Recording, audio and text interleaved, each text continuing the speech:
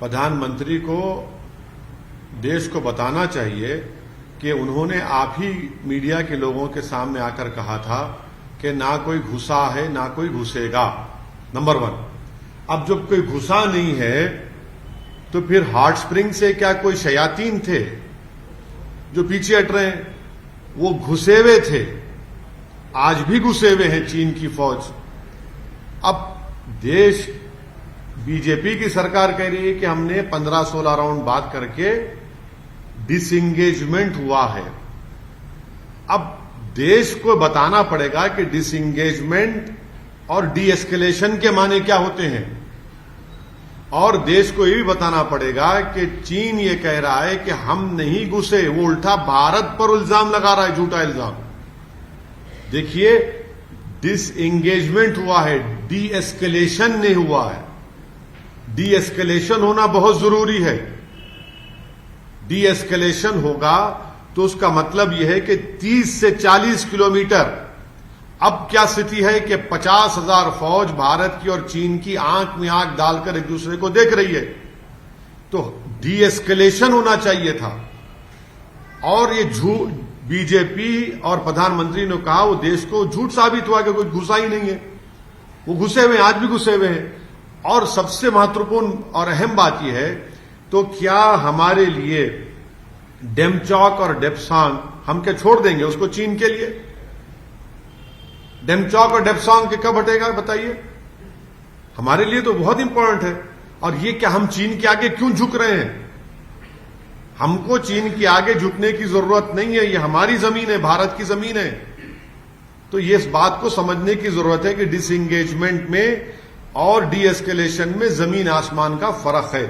तो अगर बातचीत होगी तो इसका यह मतलब निकाल सकते, और मैं ये कह रहा हूं कि इसका मतलब यही निकलेगा कि देश के प्रधानमंत्री ने भारत का वो जो इलाका डेप्सांग और डेमचौक का है वो चीन के हवाले कर दिया, चीन से डरकर उनसे हवाले कर दिया।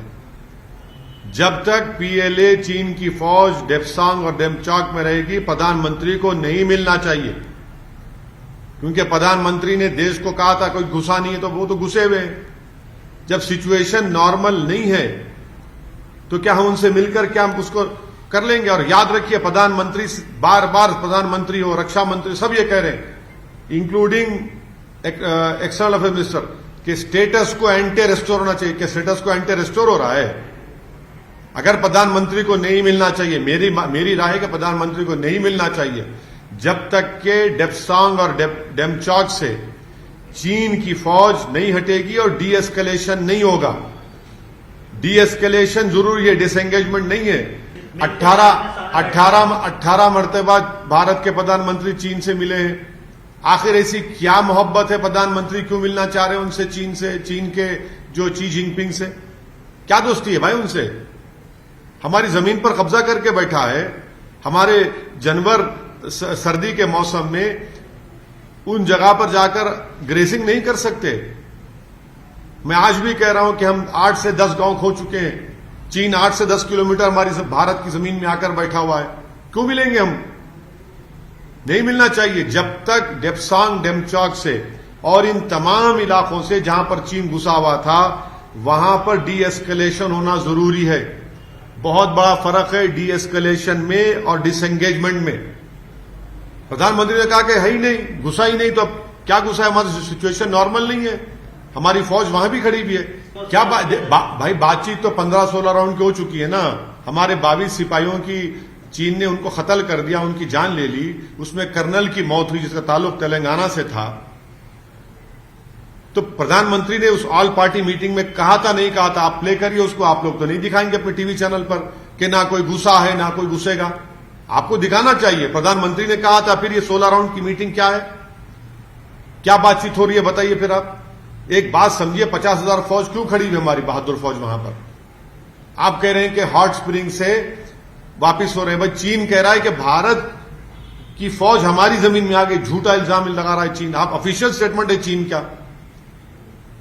तो फिर डी एस्केलेशन होना चाहिए, डिसएंगेजमेंट नहीं है। डिसएंगेजमेंट को आप क्या बोल रहे हैं? फिर डेमचौक डेप्सांग में चीन का बैठे रहेगा क्या? अगर क्या हमने प्रधानमंत्री उनकी सरकार ने डिसाइड कर लिया कि छोड़ देंगे उसको डेमचाक डेप्साम को?